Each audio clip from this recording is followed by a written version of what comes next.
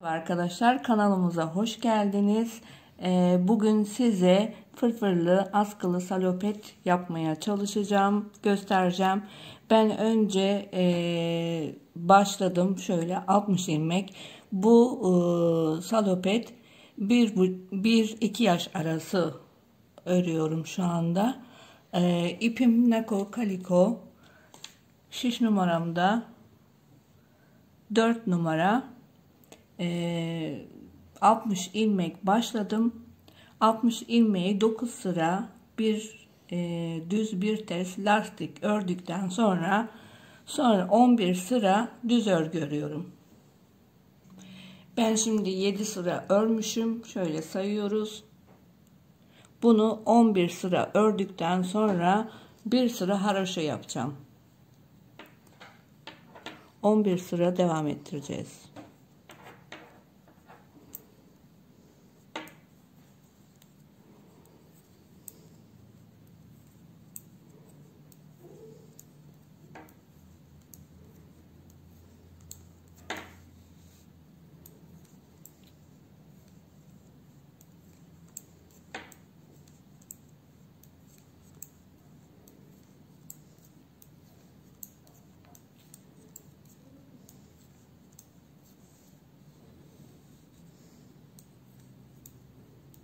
Sıra ördükten sonra şimdi ters taraftan, burası düz örgümüzün düz tarafı, bu taraftan sadece bir sıra düz örgü örüyorum.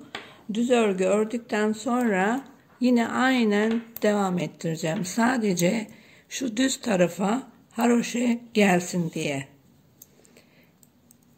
Bir saniye göstereyim orayı.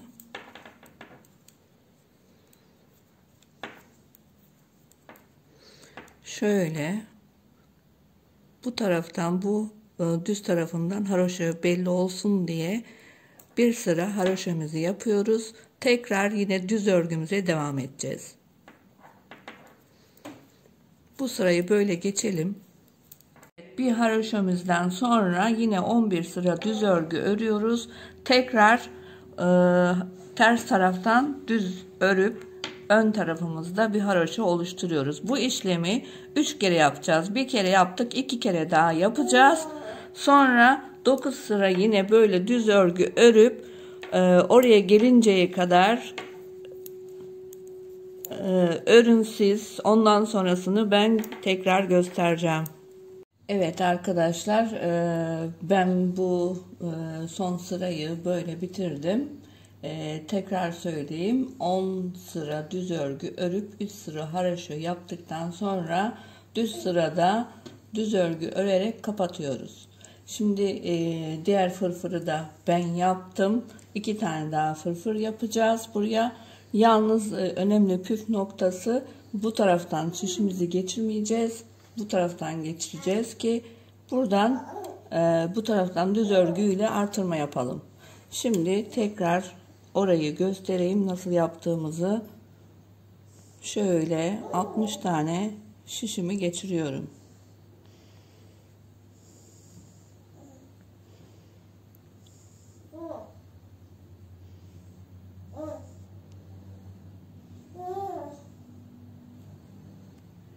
Şu alttaki şeyi bırakıp şuradan üsttekinden ilmeği geçirip 60 tane ilmek şişime geçirmiş olacağım. 60 tane ilmeğimi geçirdim ben. Şimdi telimi bağlıyorum.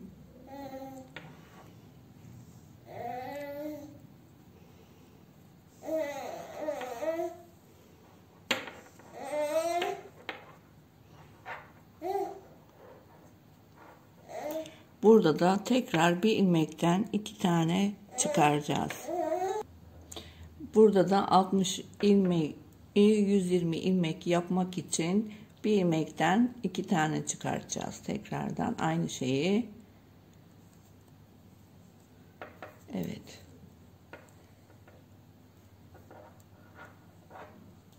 Sokuyorum. Çıkarmadan tekrar ikinci ilmeğimi oluşturuyorum.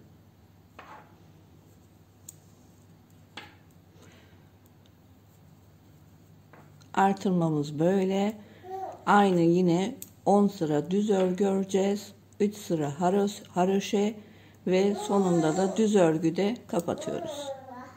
Diğer fırfırımızı da aynı şekilde yapalım. Şuradaki fırfırımızı, onu da aynı şekilde örüp kapatalım. Evet arkadaşlar, biz salopetimizin önünü ben bitirdim. Bu ara taşıma falan olayları vardı. Bu yüzden geciktirdik. Önü anlatayım şimdi.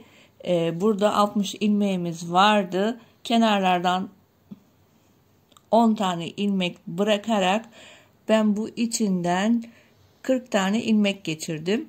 10 da buradan kalıyor. Hepsi 60 oluyor. 40 ilmeğimi 7 tane lastik, bir düz bir ters kenardan, sonra düz örgü, yine bu kenardan 7 ilmek, bir düz bir ters lastik ördüm. Ne kadar örmüşüm ona bakayım.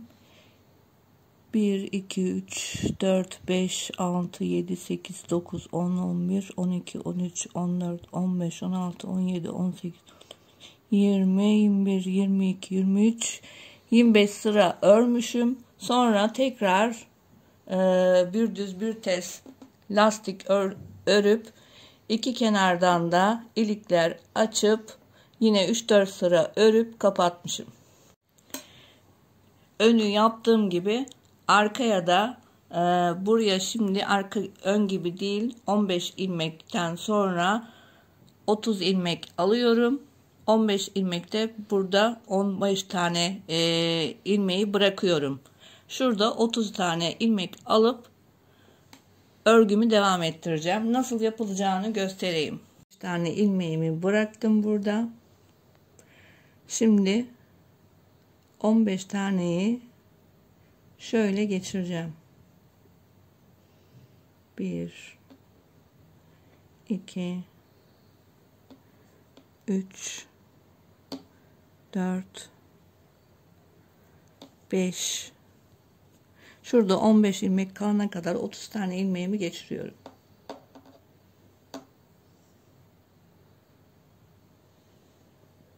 Az önce gösterdiğim gibi ilmekleri geçirmek eğer zor geliyorsa bir numara düşük şişle deneyebiliriz. Bir de ben şöyle göstereyim. Buradan 15 tane ilmekten 16.'ya ben ipimi taktım. İpimi taktıktan sonra buradan ilmekleri alıyorum. Düz yerden düz yaptım.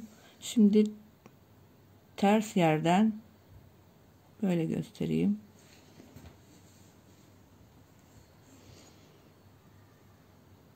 Ters ilmeğimi yaptım. Düz tarafa geldim.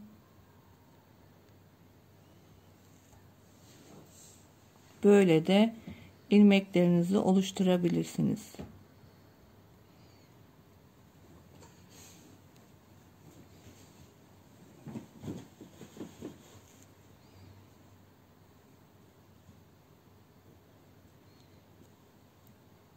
İlmek oluşturmak zor oluyor. Hangi şekilde yaparsanız olur.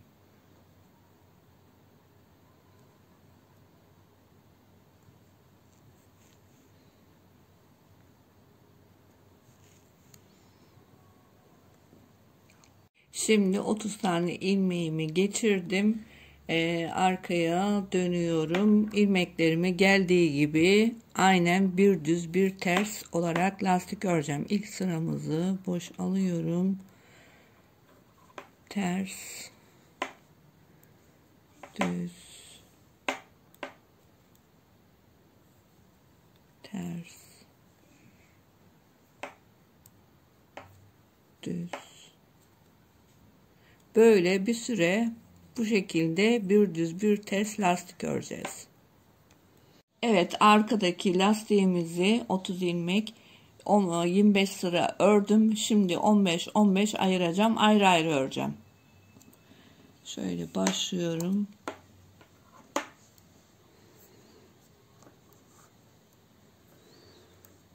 İki,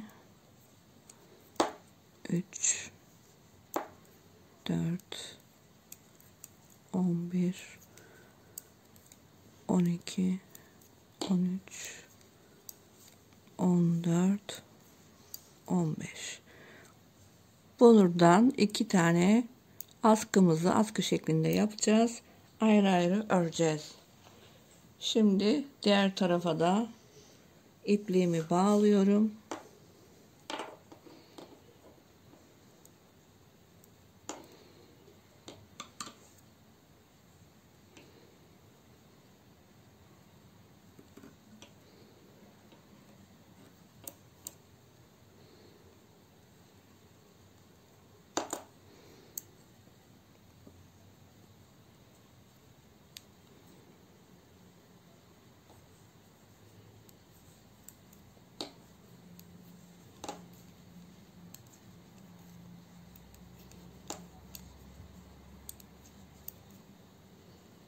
Evet, askıları örüyorum.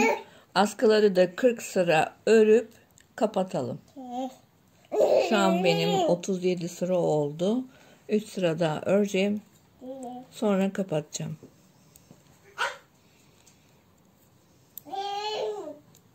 Evet, son sırayımı örüyorum. Dönüşte kapatacağım ama bu arada ben ön tarafta 2 tarafa ilik açtığım için o ilikleri göstermemiştim. Nasıl açıldığını bilmeyenler için şöyle göstereyim. Şimdi düzü ördüm. İpimi buraya getirmeden önce tersten şöyle 2 tane ilmek birden alıyorum. Buraya bir tel atmış oluyorum. Ve burada ilik açılıyor. Dönüşteki sırada da aynı iplikler geldiği gibi bir ters bir düz örülecek. Burada ilik açılmış olacak. Şimdi burada ilik açmıyoruz. Sadece gösterdim.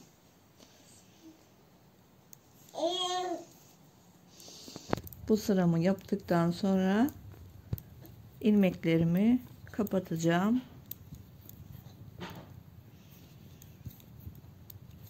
Ve sonra dikime geçeceğiz.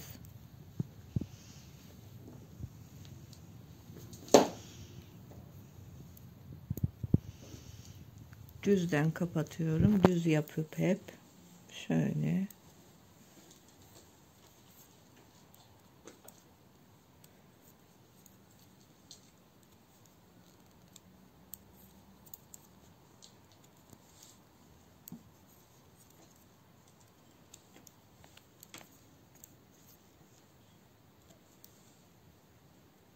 Evet.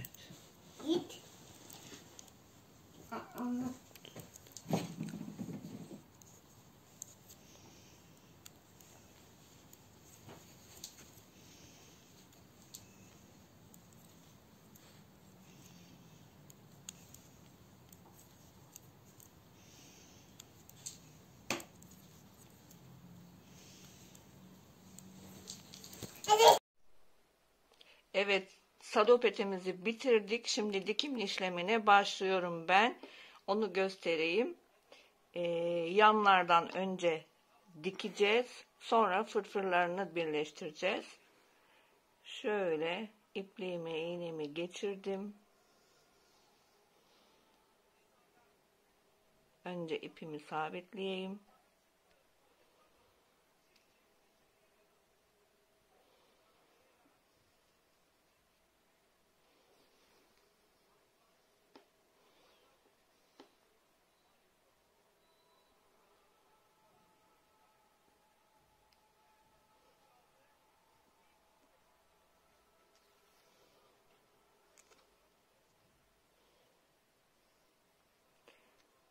Şuradaki ters ilmeğin her ilmeğin bir tanesinden alıp dikim işlemini yapacağım.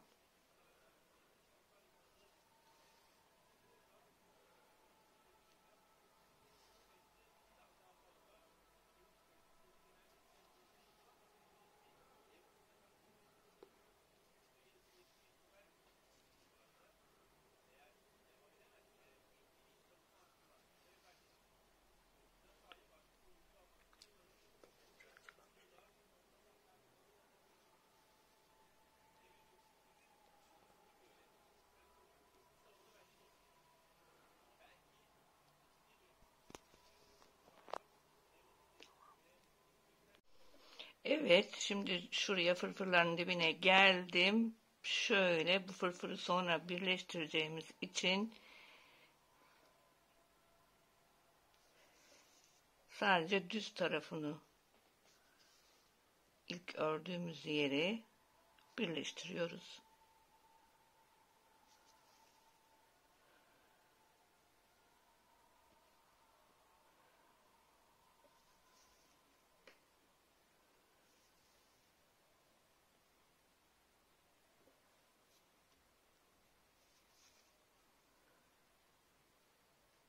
Böyle iki tarafı da yapalım.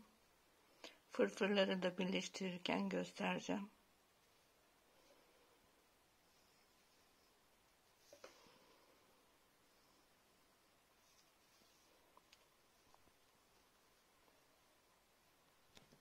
Evet, bir kenarını diktim ben şimdi. Fırfırı dikmeye başlayacağım.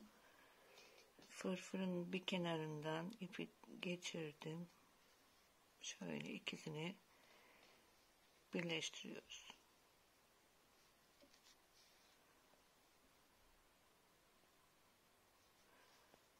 Denk gelmesi için şöyle parmağımızla bir sabitleyelim. Aynı boyda getirtirelim.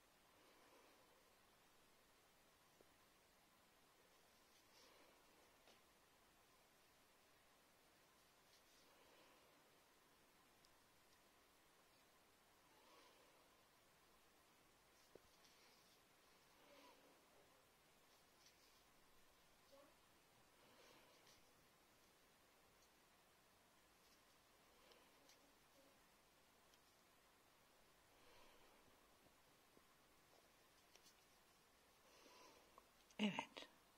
Şimdi arkadan ipimi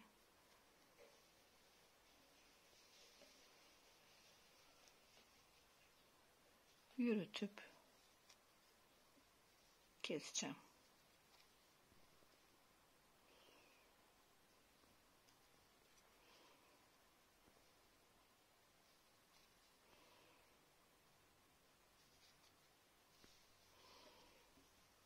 Bütün hepsini aynı bu şekilde yapalım.